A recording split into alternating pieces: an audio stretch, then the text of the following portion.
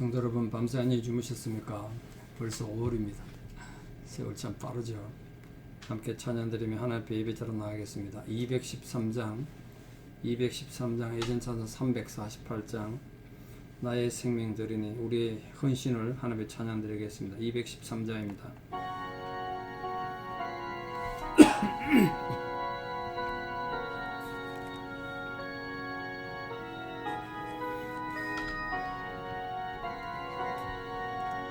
나의 생명 드리니 주여 받아주셔서 세상 살아갈 동안 찬송하게 하소서. 손과 발을 드리니 주여 받아주셔서 주의 일을 위하여 민첩하게 하소서. 나의 음성 드리니 주여 받아주셔서 주의 진리 말씀만 전파하게 하소서. 나의 보화 드리니 주여 받아주셔서 하늘나라 위하여 주 뜻대로 쓰소서.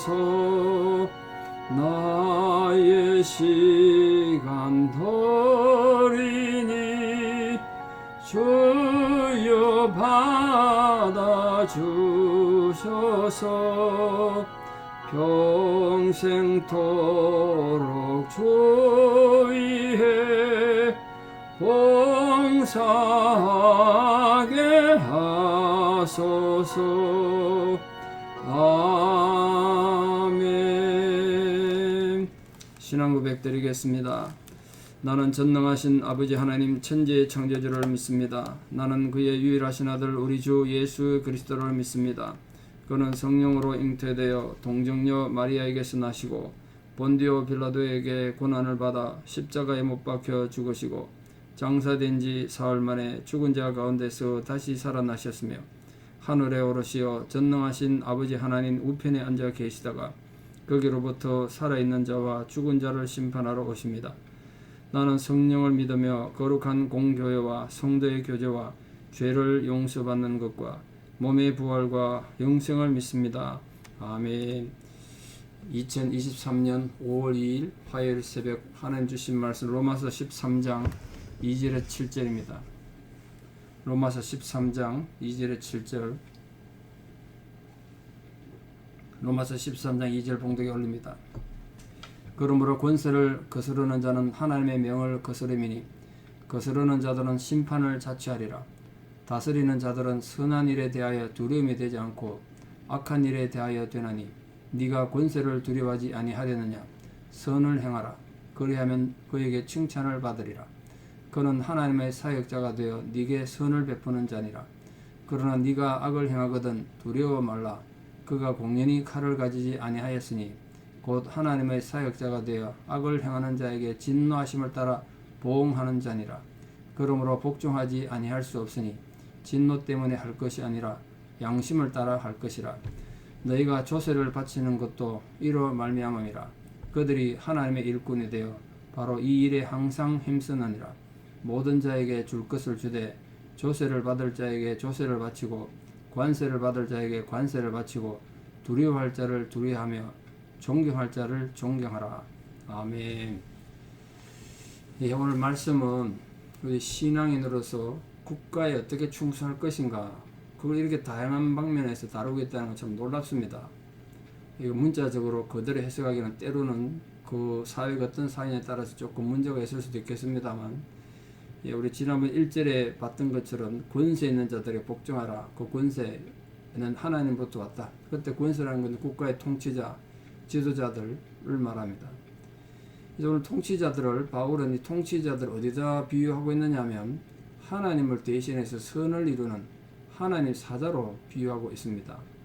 그러니까 우리 신앙인이 통치자들에게 순종하고 그 통치자들의 가르침을 따라야 되는 이유가 있는 거죠. 맹목적으로 따르는 건 아닙니다만 질서를 지키라는 거예요. 신앙인은. 왜 그래야 되냐면 국가의 통치자가 악행자를 심판하시는 하나님, 어떤 면에서 하나님 공의의 도구가 되니까.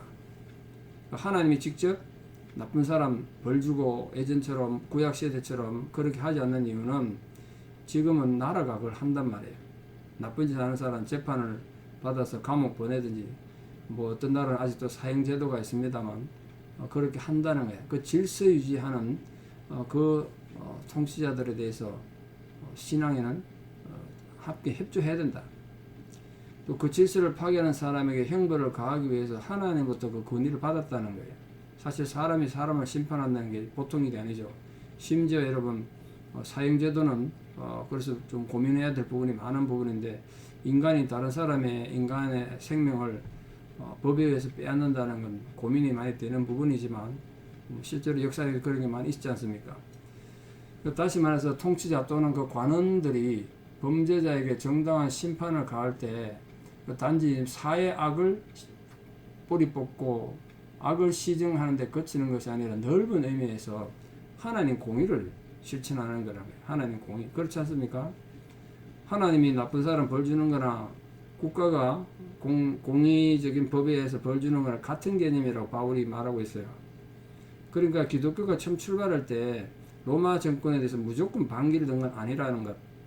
이걸 잘 적용했으면 좀 당하지 않아도 되는 박해를 당한 부분이 있어서 역사를 배울 때 굉장히 안타까운 부분이 있습니다. 이처럼 국가의 통치자가 선을 행하는 자는 칭찬하고 악을 행하는 자에게 벌을 주는 이 본질적인 역할을 수행하는데, 만약 그걸 제대로 하지 않으면 오히려 하나님 앞에 이 통치자가 악을 행하는 게 되겠죠. 그런 부분도 지금 들어 있습니다. 그런데 이 다스리는 자들을 우리가 두려워하는 이유는 선한 일에 대해서는 두려워하지 않는다. 다시 말해서 내가 선을 행하면 통치자 두려워할 필요가 없죠. 악한 일에 대해야 된다. 그러니까 내가 악을 행하면 두려워하지 않겠습니까? 그러니까 국가의 통치자가 만약에 하나님 뜻을 무시하고 악을 행할 때 그때는 우리가 어떻게 할 것인가? 뭐 군사 독재 시절 뭐 그런 게 있지 않습니까? 그때는 어떻게 할 것인가? 그건 우리가 하나님이 가르치는 신앙 양심이 있죠. 악을 행하는 통치에 무조건 맹목적으로 따르라는 건 아닙니다. 바울이 하나님의 질서를 지키는 한, 하나님을 대신해서 공의를 행하는 한 우리는 하나님의 질서를 따라서 국가에 충성해야 된다. 그러나 통치자가 하나님 뜻을 무시하고 악을 행할 때는 하나님 법을 따라야 된다. 그 정신이 밑에 깔려 있는 거죠.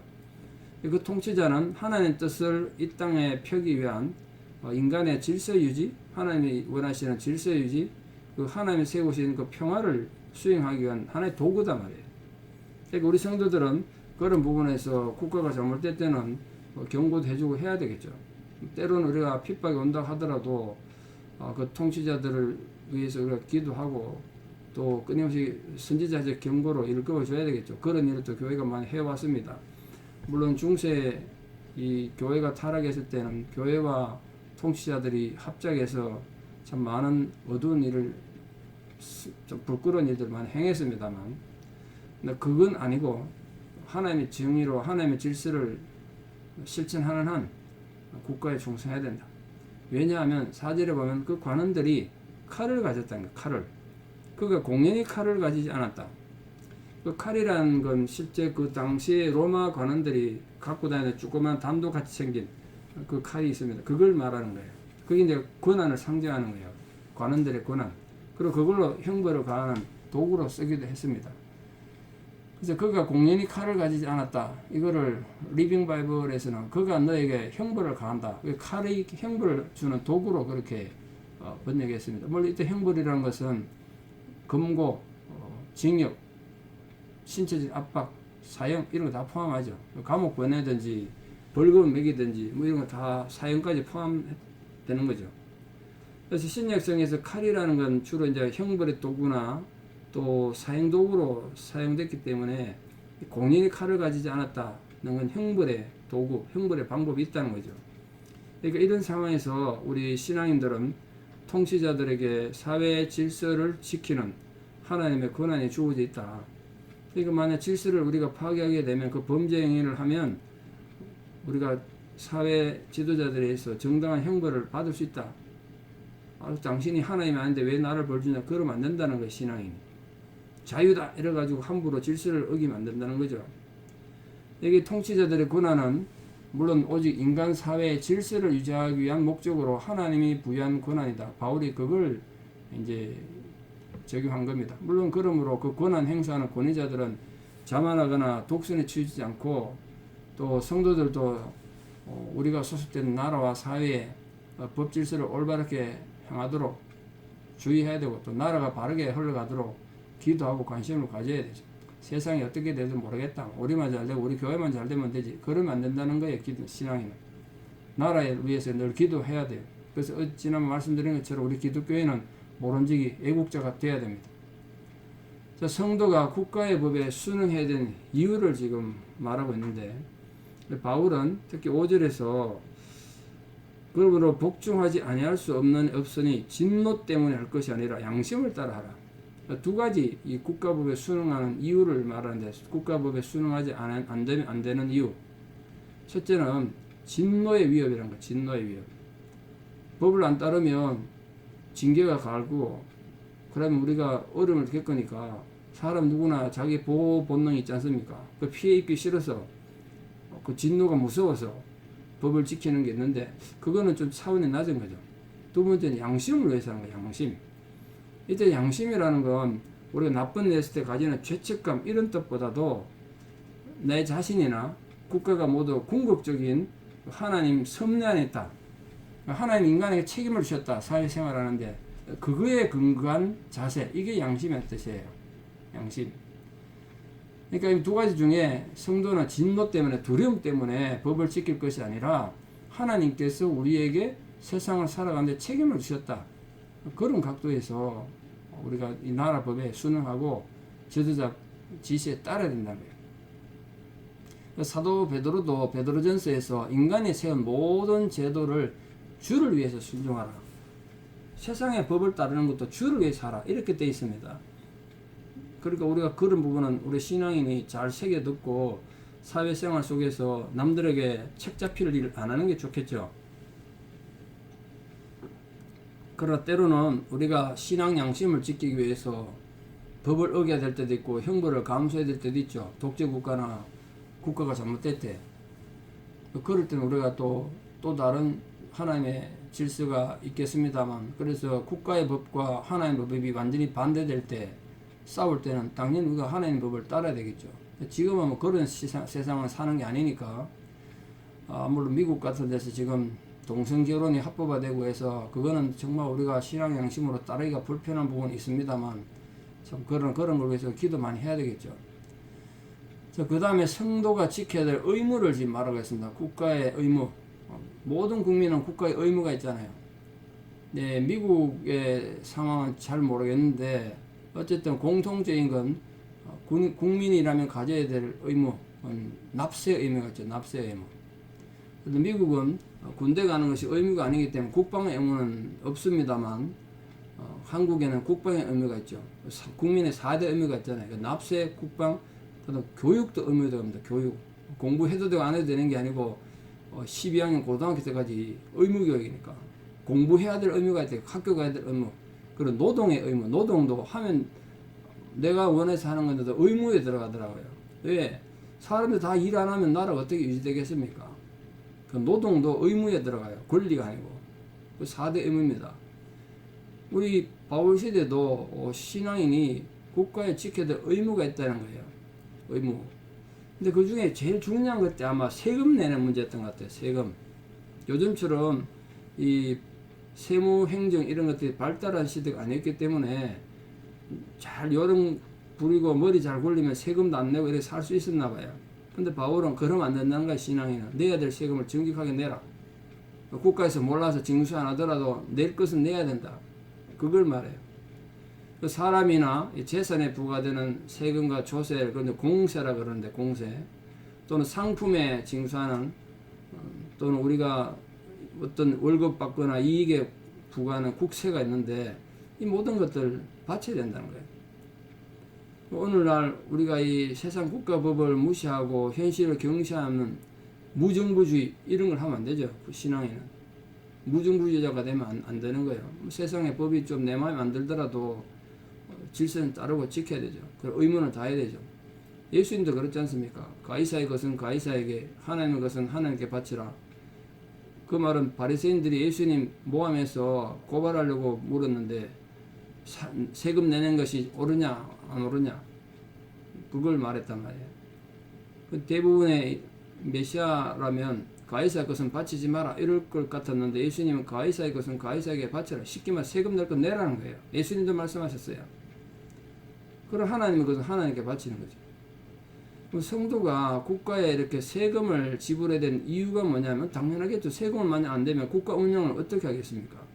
세금이 국가 운영의 재원이 되기 때문에 반드시 바쳐야 된다는 거예요. 그 납세는 국민의 의무이기 때문에 정부의 관원들은 하나님의 주권적 섭리 아래서 하나님 뜻을 이루는 하나의 일꾼이기 때문에 바쳐야 된다. 여기서 일꾼은 하나님의 사역자를 말합니다. 사역자.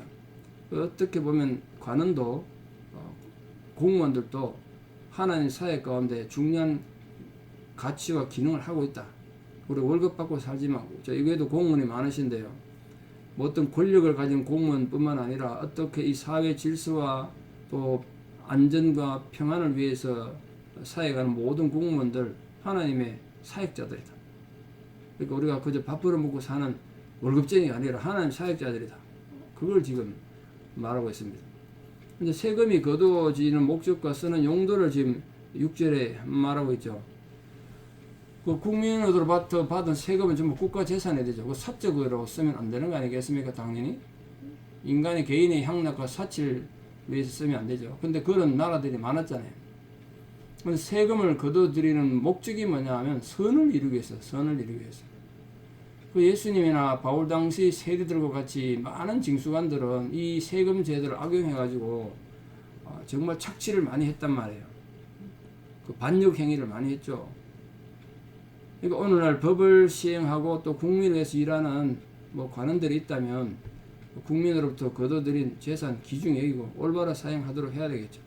그래서 결론적으로 두려워할 자를 두려워하고 존경할 자를 존경하라. 이게 이제 신앙인이 국가와 또 국가의 사역자들에 대한 삶의 자세, 신앙의 자세인데 이 두려워할 자를 두려워할 때 이게 두려워하다는 이 단어가 어디에 썼던 말이냐면 우리가 하나님을 향하여 경외감을 가진다 그랬지 않습니까? 경외감 그때 썼던 단어랑 똑같아요. 경외의 두려움이에요. 그 뭐 무서워서 두려워하는 것이 아니라 그 한 나라의 관리들을 존경하고 두려워하라는 거예요. 그걸 관원에 대해서 두려워하라고 쉽게 말하면 존경하라는 뜻으로 해석하면 좋겠습니다. 이게 두려움이란 나라의 가장 높은 지위에 있는 사람들에게 마땅히 돌려야 될 공경심, 존경을 말합니다.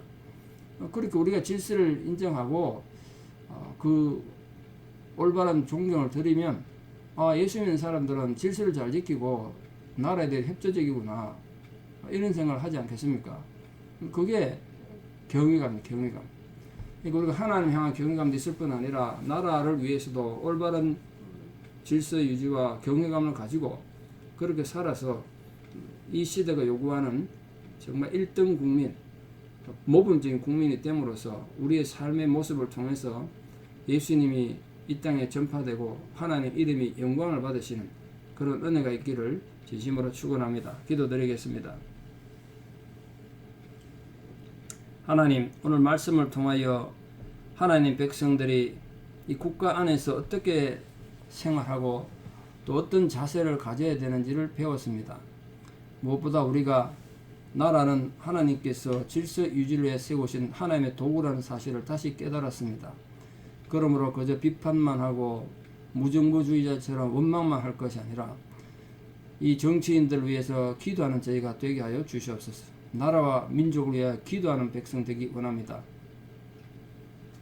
정말 늘 국민을 위해서 기도했던 느헤미야처럼 우리가 그런 하나님 앞에 참으로 민족과 국가를 위해서 기도하는 백성 되게 도와주시옵소서. 뜻을 정하고 망해져간 나를 위해서 늘 기도했던 다니엘과 같은 그런 마음을 저에게 허락해 주셔서 나라와 민족을 위해서 늘 기도하는 애국하는 성도들 되게 도와주시옵소서. 또한 나라에 대해 올바른 질서도 지키고 국민으로서의 의무도 다해야 한다고 성경이 기록하고 있습니다. 우리가 때로는 욕심도 생기고 또 때로는 잘못된 생각으로 질서도 어지럽히고 또 잘못된 의무를 계획을 할 때 우리 심령을 하나님께 새롭게 해주셔서 정말 질서 잘 지키고 올바른 존경을 표현함으로써 하나님 백성으로서의 품위를 지키고 궁극적으로 하나님 이름이 영광을 받으시는 그런 복된 성도들로 살아가게 도와주시옵소서. 지금 성도님들의 처해 있는 모든 형편과 상황에 오늘도 하나님의 위로와 격려가 함께해 주시고 또 우리 성도님들 살아가는 모든 삶의 현장에서 이 구체적 하나님의 위로와 보호가 부어지는 복된 하루가 되게 도와주시옵소서.